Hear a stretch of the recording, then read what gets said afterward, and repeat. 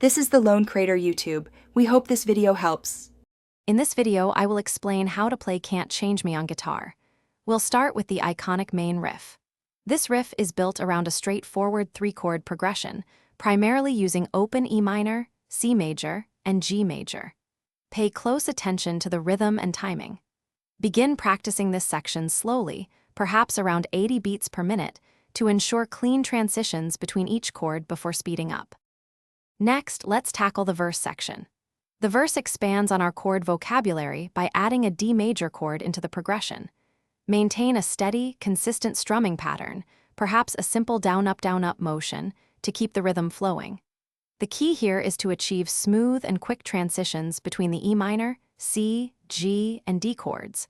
Focus on pressing down firmly to get clear notes from each string. Moving into the chorus, you'll want to increase your strumming intensity for a fuller sound.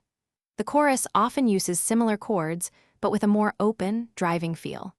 The bridge section then introduces a slight variation in the chord sequence, providing a brief melodic change. Remember to emphasize the dynamic shifts, playing the verses a bit softer, and then really digging in for the powerful, anthemic chorus sections to build excitement. Finally, let's touch upon the solo and the outro.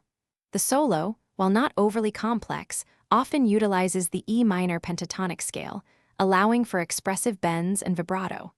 Focus on the feel and emotion rather than just speed. For the outro, the song usually returns to the main riff and gradually fades out.